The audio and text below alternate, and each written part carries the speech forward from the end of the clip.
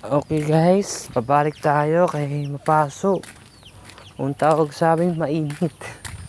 Diba? Talaga pag ganitong oras talaga mainit. Hindi katulad kasi ng iba na may lamig. Pero mamaya mga 3 o kaya 4. Lamig naman yun.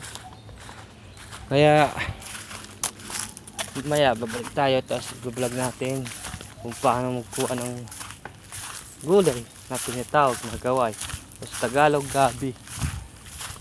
Wasanabe.